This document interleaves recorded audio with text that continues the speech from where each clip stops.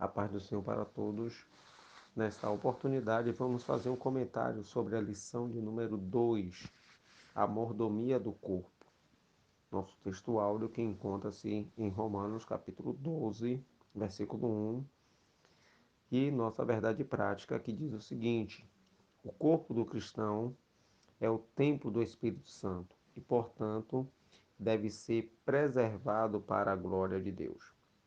Nossa leitura diária que encontra na primeira epístola aos Tessalonicenses, capítulo 5, versículo 23, Romanos, capítulo 6, versículo 12, primeira epístola aos Coríntios, capítulo 6, versículo 13, Romanos, capítulo 8, versículo 13, primeira Tessalonicenses, capítulo 5, versículo 23 e primeira epístola aos Coríntios, capítulo 6, versículo 19 e 20, ou versículo 9 e 20. Pois bem, nossa,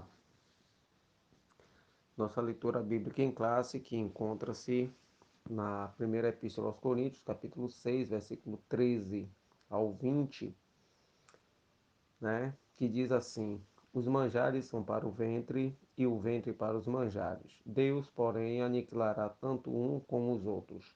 Mas o corpo não é para a prostituição, senão para o Senhor, e o Senhor para o corpo. Ora, Deus, que também ressuscitou o Senhor, nos ressuscitará a nós pelo seu poder. Não sabeis vós que os vossos corpos são membros de Cristo? Tomarei, pois, os membros de Cristo e falo-eis membros de uma meretriz? Não, por certo. Ou não sabeis que o que se ajunta com a meretriz faz-se um corpo com ela? Porque serão, disse, dois numa só carne. Mas o que se ajunta com o Senhor é um mesmo espírito. Fugir da prostituição. Todo pecado que o homem comete é fora do corpo, mas o que se prostitui peca contra o seu próprio corpo. Ou não sabeis que o nosso corpo é templo do Espírito Santo que habita em vós, proveniente de Deus, e que não sois de vós mesmos? Porque fostes comprados por bom preço, glorificai, pois, a Deus no vosso corpo e no vosso espírito, os quais pertencem a Deus. Nós vemos, meus amados, aqui nessa lição, ela é dividida em três tópicos, né? A dimensão material do corpo, a dimensão espiritual do corpo e o culto racional com a mordomia do corpo.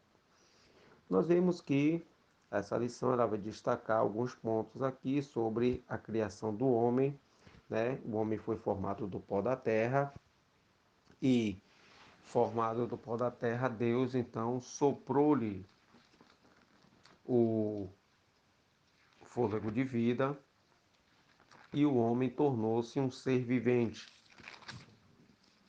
Podemos destacar isso no livro de Gênesis, no capítulo 2, versículo 7, né?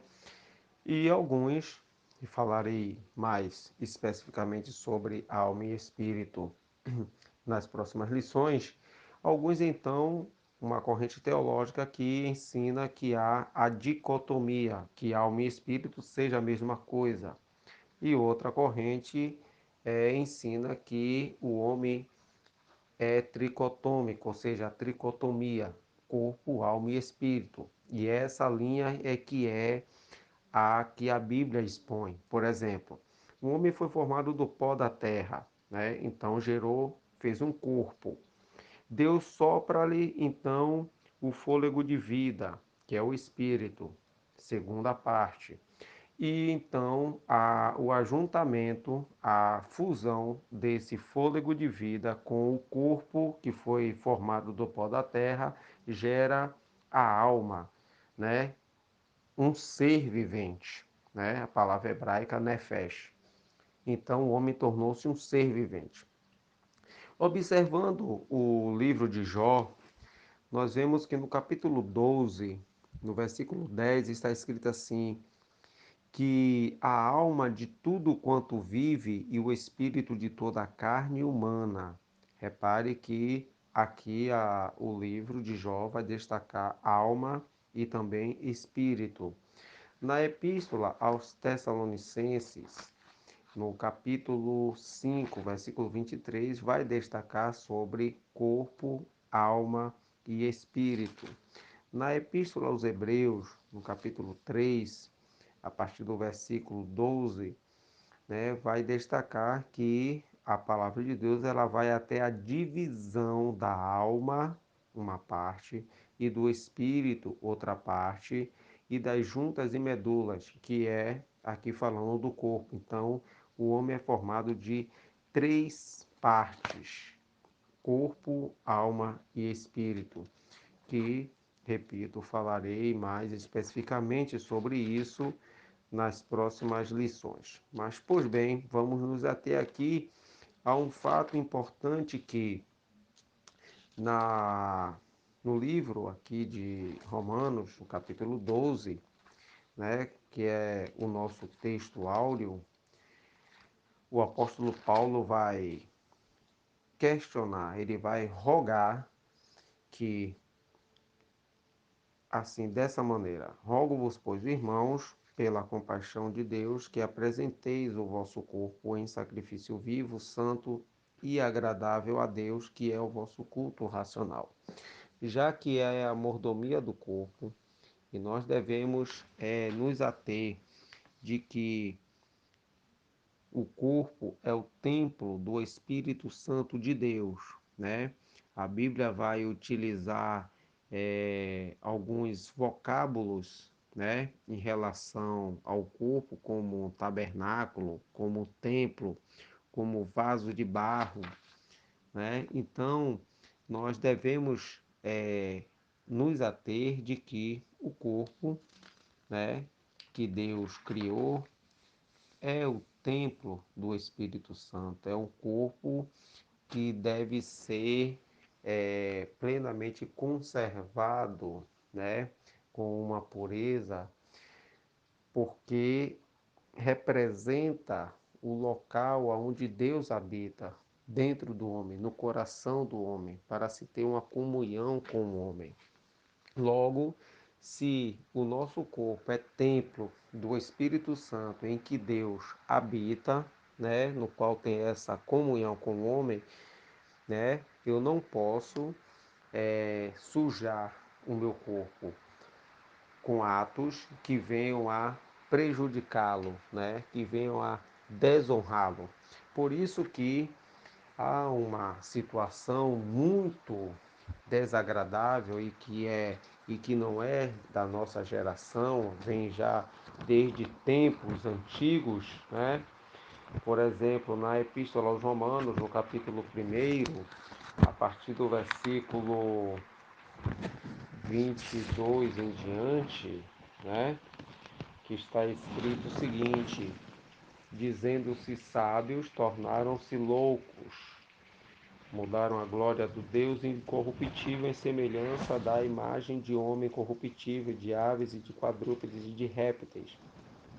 Pelo que também Deus os entregou às concupiscências do seu coração, à imundícia, para desonrarem o seu corpo entre si, pois mudaram a verdade de Deus em mentira e honraram e serviram mais a criatura do que o Criador, que é bendito eternamente. Amém. Pelo que Deus os abandonou às paixões infames, porque até as suas mulheres mudaram o uso natural no contrário à natureza. E semelhantemente também os varões, deixando o uso natural da mulher, se inflamaram em sua sensualidade uns para com os outros, varão com varão, cometendo torpeza e recebendo em si mesmos a recompensa que convinha ao seu erro. Então aqui diz ainda mais algo muito grave no versículo 28. E como eles se não importaram de ter conhecimento de Deus, assim Deus também os entregou a um sentimento perverso para fazerem coisas que não convêm. Ou seja, se eles procuraram desonrar os seus próprios corpos, né, ao uso contrário da natureza, porque a Bíblia diz que Deus criou macho e fêmea, né?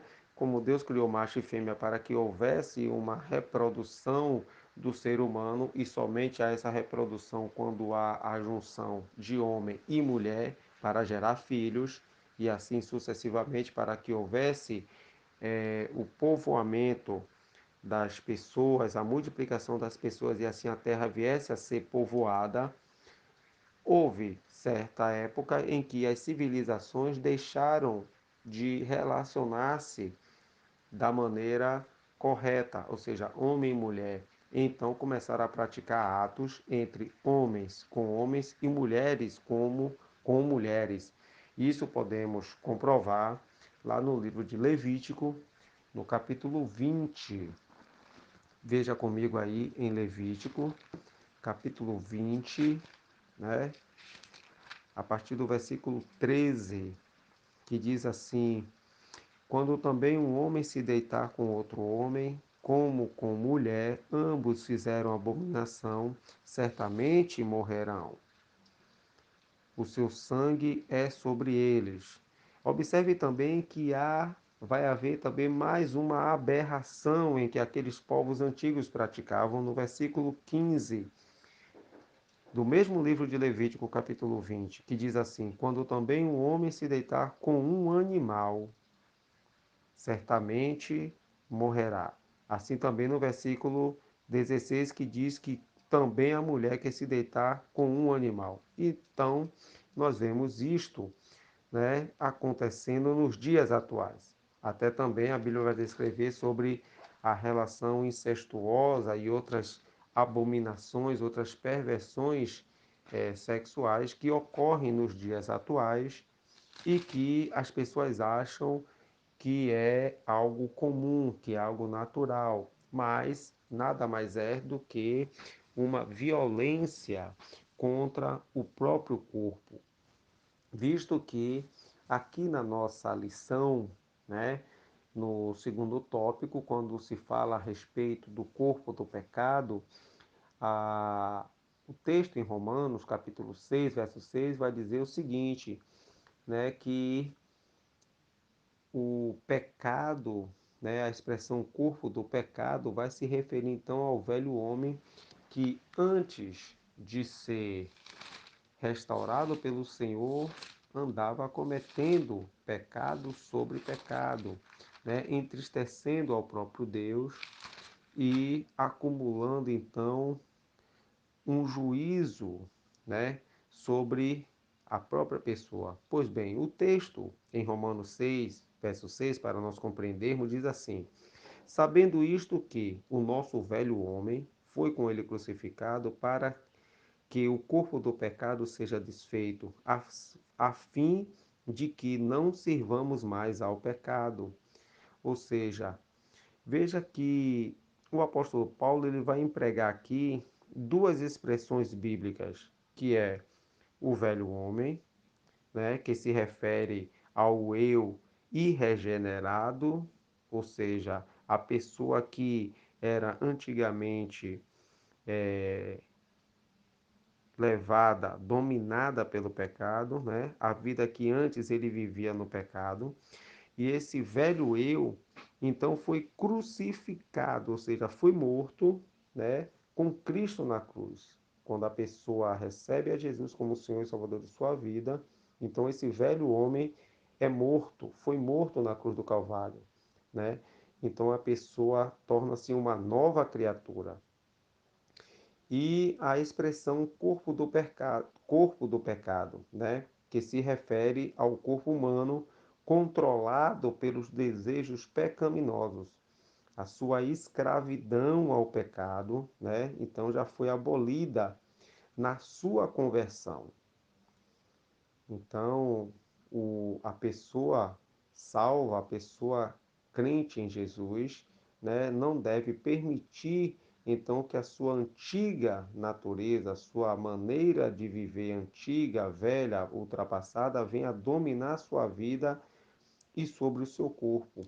É por isso que, voltando aqui para o capítulo 12 da Epístola aos Romanos, né, vai falar a respeito do seguinte, que os nossos corpos devem ser apresentados como um sacrifício vivo ao Senhor. Então veja que o crente ele deve ter um amor sincero a Deus, tem que ter uma vida agradável a Deus, né? Em uma devoção no seu louvor, na sua santidade, no seu servir. E o nosso desejo deve ser uma vida de santidade, e sermos aceitos por Deus para, com isso, né, estarmos agradando ao Senhor. Devemos viver para Deus, adorando, obedecendo, né, e opondo-se ao pecado e apegarmos então à justiça. É por isso que a Bíblia vai dizer que nós devemos nos revestir, né, das coisas de Deus, né, devemos estar revestidos, né, de todo o conhecimento de Deus. Veja aqui comigo na Epístola aos Colossenses, capítulo 3, a partir do versículo 10, que diz assim: E vos vestistes do novo, que se renova para o conhecimento, segundo a imagem daquele que o criou. No versículo 12 diz assim: Revesti-vos, pois, como eleitos de Deus, santos, amados, de entranhas de misericórdia, de benignidade, humildade, mansidão, longanimidade. Então veja que nós devemos estar revestidos, né, do Senhor, devemos ter um revestimento, devemos estar fortalecidos em Deus, né, buscando nele para que nós possamos estar o quê? Agradando ao Senhor. Em Efésios capítulo 4, no versículo 24, diz assim: E vos revistais do novo homem, que, segundo Deus, é criado em verdadeira justiça e santidade. Para isso, nós temos que estar obedecendo aos mandamentos do Senhor. Na nossa lição também há um ponto fundamental que são os pecados contra o corpo. E há muitos pecados contra o corpo, dentre os quais eu quero aqui fazer uma observação sobre o texto da primeira epístola aos Coríntios, capítulo 6, no versículo 9 e 10, no qual o apóstolo Paulo ele vai dizer o seguinte: Não sabeis que os injustos não hão de herdar o reino de Deus? Não erreis, nem os devassos, nem os idólatras, nem os adúlteros, nem os efeminados, nem os sodomitas, nem os ladrões, nem os avarentos, nem os bêbados, nem os maldizentes, nem os roubadores herdarão o reino de Deus.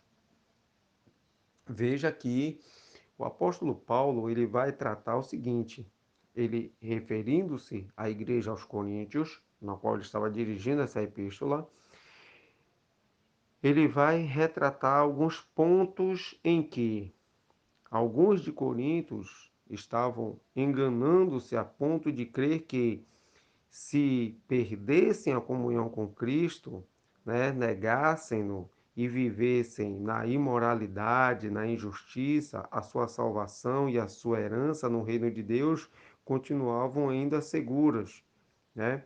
O apóstolo Paulo, no entanto, vai declarar que a consequência inevitável do pecado habitual, o pecado costumeiro, é a morte espiritual e até mesmo para aqueles que se dizem cristãos, pois em Romanos capítulo 8, versículo 13, vai expor sobre isso.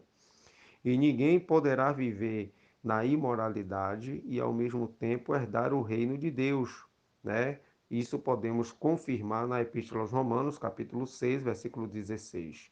Né? Então veja que o apóstolo Paulo ele vai repetir muitas vezes esse ensino fundamental de que não se deve estar na carne e no espírito ao mesmo tempo. Ou você anda no espírito ou você anda na carne. Se andar no espírito, agradará a Deus. Se andar na carne, irá ter a condenação eterna, que o salário do pecado é a morte. E os que estão na carne não podem agradar a Deus.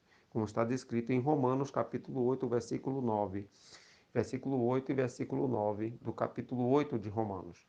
Veja aqui no versículo 10 da Epístola aos Coríntios, no capítulo 6, ele vai retratar sobre efeminados e sodomitas. Os efeminados, a palavra efeminado, que vem do grego malakos, significa suave, suave ao tato ou delicado, né? Isso aqui diz respeito a homens passivos, homossexuais passivos. Quando se refere aos sodomitas, ele está se referindo àqueles tanto a homossexual ativo, né, que são aqueles ativos dentro da relação homossexual, como também aqueles em que, dentro de uma relação heterossexual, eles querem praticar o coito anal. Até porque o texto, essa palavra sodomitas no grego vem de duas palavras gregas. Uma é arsen, que significa macho, e a outra koitai, que significa o coito em um leito. A exegese dessa palavra significa o homem que deita com outro homem no mesmo leito. É por isso que a proibição já no Antigo Testamento, no livro de Levítico, no capítulo 20. Então nós vemos que todos esses comportamentos, esses pecados, a promiscuidade, o adultério, a prostituição, todos esses pecados, né, que levam a pessoa a prostituir o seu corpo, a vender o seu corpo, são pecados graves que entristecem a Deus.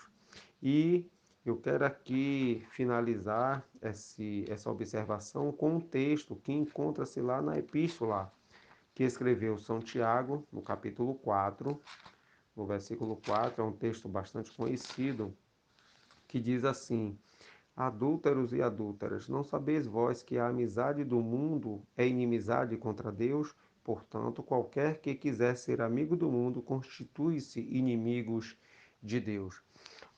Observe que o mundo pratica todas essas coisas. Há um conceito do mundo de viver dessa maneira, de uma maneira pecaminosa. Mas viver no pecado é desobedecer a Deus. O nosso corpo, ele é templo do Espírito Santo de Deus e nós devemos então viver em santidade, viver para agradar ao Senhor, porque se não houver a santificação, ninguém poderá ver a Deus, como está descrito no livro de Hebreus: seguir a paz e a santificação, sem a qual ninguém verá a Deus. Então nós vemos que o nosso corpo, ele é tão importante que nós temos que ter toda uma consolidação entre o nosso ser, pois o homem é formado de corpo, alma e espírito. E veja comigo que na primeira epístola aos Tessalonicenses, no capítulo 3, no versículo 13, diz assim: para confortar o vosso coração, para que sejais irrepreensíveis em santidade diante de nosso Deus e Pai, na vinda de nosso Senhor Jesus Cristo com todos os seus santos. Então nós vemos que a necessidade de estarmos em santidade diante de Deus. E para isso, nós temos que estar em obediência, em comunhão com o Senhor, para que se cumpra o que na mesma epístola aos Tessalonicenses, no capítulo 5, versículo 23, diz assim: E o mesmo Deus de paz vos santifique em tudo, e todo o vosso espírito e alma e corpo sejam plenamente conservados, irrepreensíveis para a vinda de nosso Senhor Jesus Cristo. Para estarmos nessa situação, nessa condição de irrepreensíveis, de santos, nós temos que estar em comunhão com o nosso Deus, pois há uma responsabilidade muito grande do homem para com Deus, de cuidar do seu corpo, de cuidar de si mesmo, pois todos nós daremos conta de nós mesmos a Deus, e Deus vai requerer de nós tudo aquilo que fizemos aqui na terra. O que as pessoas estão fazendo com os seus corpos? Quais as suas atitudes? Então você também é responsável pelos seus atos. É por isso que o Senhor conclama que o homem venha a dedicar-se a Ele, entregar-se a Ele, para que possa ser uma nova criatura e ter uma vida em santidade, pois o corpo, a alma e o espírito devem estar em plena comunhão com Deus, em santidade, pois Deus disse na epístola que escreveu São Pedro, no capítulo 1, versículo 15 e 16: Sede santos, porque eu sou santo. Sede santos em toda a vossa maneira de viver. E nós devemos ter uma vida em sacrifício vivo, agradável a Deus, né? Pois Deus é santo e nós devemos também ter uma vida de santificação para a honra e para a glória de nosso Senhor e Salvador Jesus Cristo. Deus assim vos abençoe.